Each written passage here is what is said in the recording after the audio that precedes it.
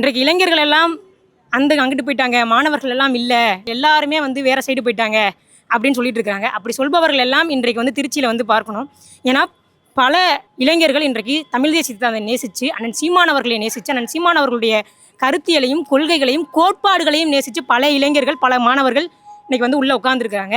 அண்ணன் சீமானவர்கள் ஒரு வார்த்தை சொன்னால் போதும், அந்த வார்த்தைக்காக நாங்கள் என்ன வேணால் செய்வோம் அப்படின்னு அவருக்கு நாங்கள் கட்டுப்படுவோம் அப்படின்னு பல மாணவர்கள் வந்து உள்ளே உட்காந்துருக்குறாங்க.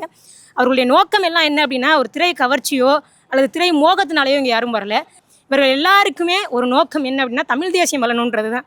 எங்களுடைய தலைவர் வெல்லணுன்றது, தமிழ் தேசியம் வெல்லணும் அப்படிங்கிற ஒரு நோக்கத்தில் வந்து உட்காந்துருக்குறாங்க.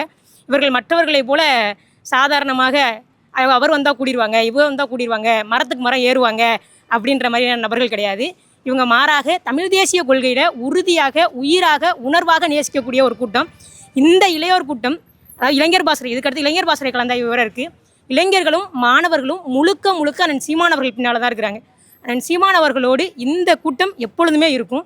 இந்த கூட்டம் இருக்கிற வரைக்கும் அண்ணன் சீமானவர்களை தமிழ்நாட்டு அரசியலில் யாராலையும் அசைச்சு பார்க்க முடியாது.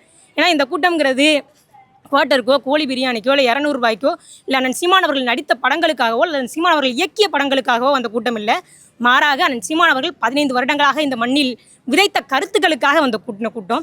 மாணவர் பாசறையும் இளைஞர் பாசறையும் நாங்கள் 2 பேரும் சேர்ந்து தான் இந்த முறை இந்த தேர்தலில் இதுவரை நாங்கள் களமாடியதை விட இன்னும் வேகமாக 2 மடங்கு வேகமாக நாங்கள் களமாடி அண்ணன் சீமானவர்களை உறுதியாக சென்னை செயின்ட் ஜார்ஜ் கோட்டைக்குள்ளே அனுப்புவோம்.